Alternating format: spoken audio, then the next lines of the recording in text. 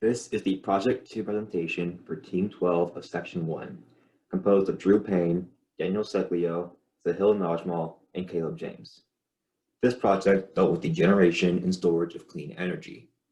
Solar power, despite improvements to efficiency in previous years, still suffers from a fundamental reliance on the sun for power. When the sun is not out, but energy demand is high, where can power come from? Or, if energy demand is low on sunny days, what can be done with excess power generated by solar fields?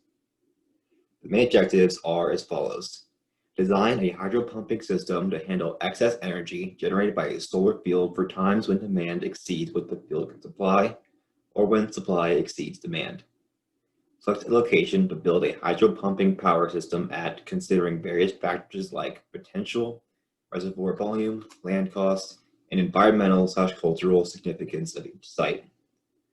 Optimize the pump design to output 120 megawatt hours of energy in under 12 hours with the lowest energy loss and cost possible. All right, so I'm going to talk about how we derive the equations required for this model.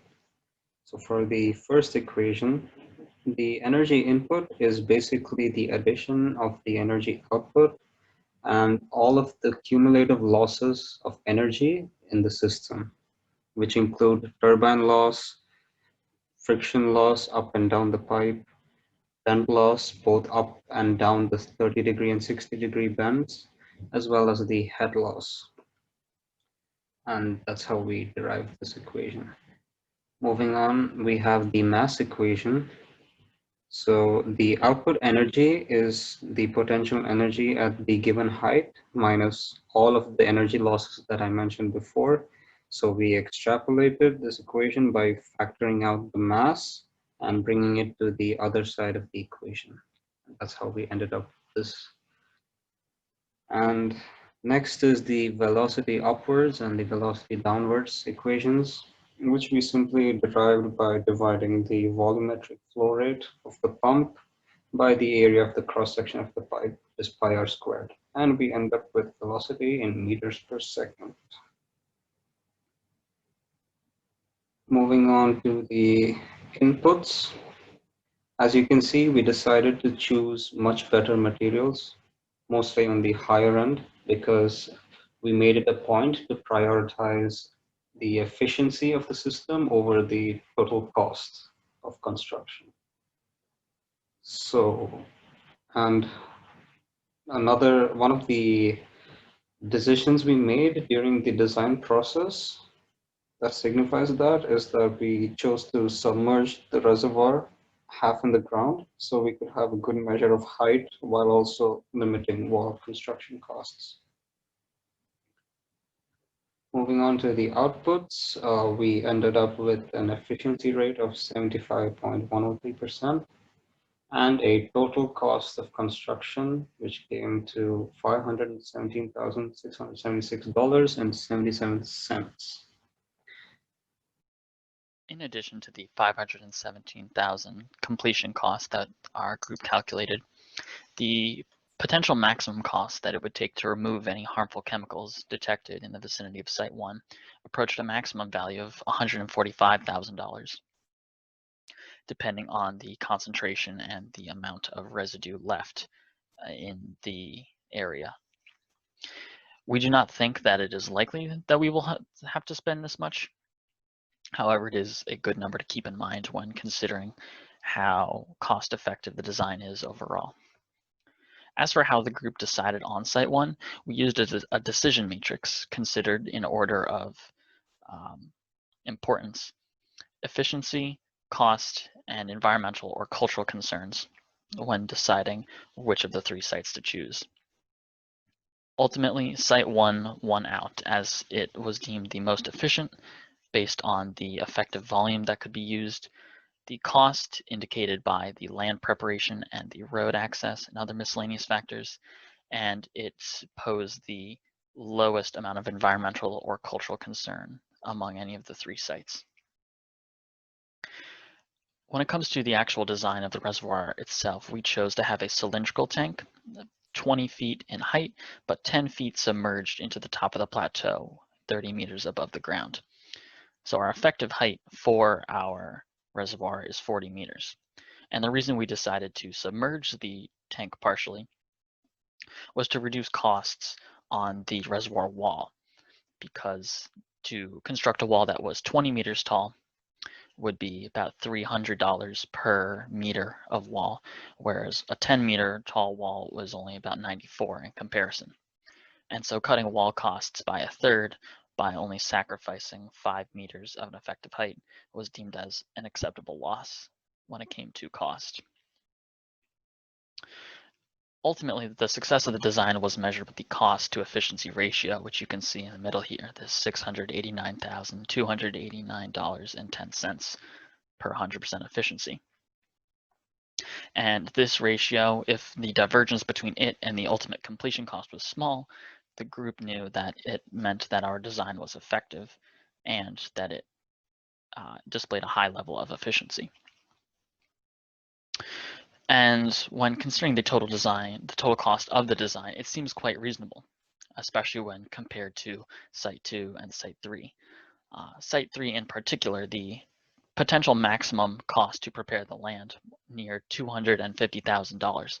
And so to see that the total completion cost of our design at Site 1 was about double that indicates that Site 1 was an effective choice, and our design choices when it came to pipe and turbine and pump parts was also effective when considering the cost to efficiency. And finally, we're going to talk about the Python model. You can see it here. It's just about 70 lines of code. So I'm just going to go through, explain what it does, and then show you some examples. So first thing, just some constants, and then all of the inputs that we needed. Pretty basic, they just get inputted as floats. Next thing it does is calculate some things that we're going to need to find the mass of the reservoir and the energy in. So it says pipe area, velocity up, velocity down, effective elevation, so where the center of mass of water is, and then the energy out in joules. Again, that's just constant, but we still calculated it. These are pretty basic calculations, but we just want to have them in there just to make sure they're right, and then we print them just so we can double check them. Next thing it calculates is the mass of the reservoir. We already went over how this was calculated. So this was simply just taking that equation, plugging all of the right numbers in, getting the right value. So you can see it here, it's pretty long, but that's what that does, it prints it again. Next thing is the area of the reservoir. We initially tried calculating this using the mass of the reservoir, so dividing that by the density of water, and again by how deep the reservoir was, but it kept giving us an inconsistent answer, and an answer that wasn't consistent enough for us to trust it. And so that's why we just hard coded it in. So we already knew what our design was going to be, the large cylinder of radius 300 meters.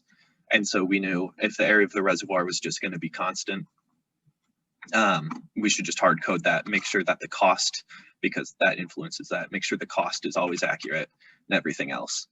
Next thing is energy in. Again, we already went over how this was calculated. And so this is just taking all of those numbers and plugging them in.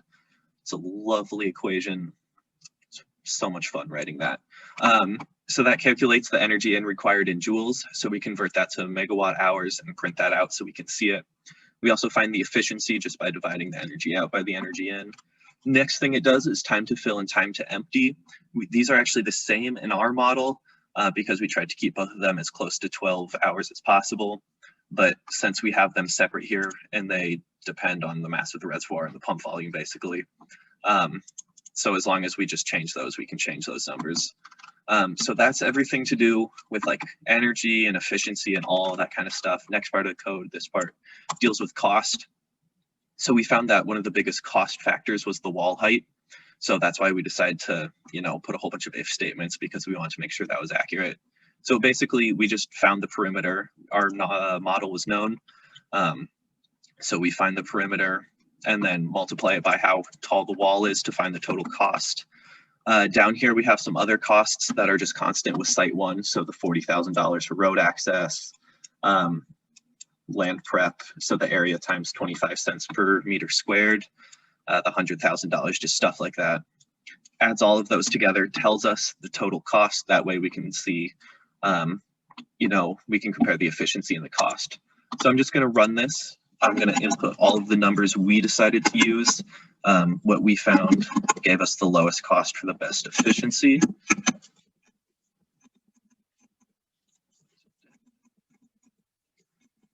So the K is just the coefficient constants.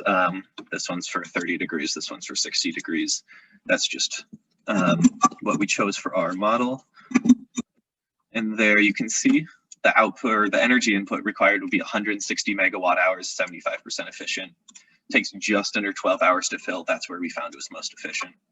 And then wall height, we decided to put our reservoir 10 meters into the ground. So it'd be 10 meters high. Did put 10 meters. Total cost just about $500,000, a little over that. I'm going to show you some more inputs just to show that the system can change. So I'm actually going to use some numbers that we wanted to use earlier. This was before we really factored in cost. And so this was like technically the most efficient our system could be. 20 meters. 30 meters. So it was just above the ground. It wasn't in the ground any. So I'll show you. It was pretty efficient, 76% efficient, about 12 hours to fill. Same number, slightly more efficient, but then the desired wall height would have to be 20 meters. So we input that and the cost skyrockets to almost $1 million. So that's why we chose to put the reservoir in the ground. Eliminates a lot of money from the cost, sacrificing 1% efficiency. That's 100% worth it. So that's our model. You can see that it can change the efficiency based off the inputs and also can change the price.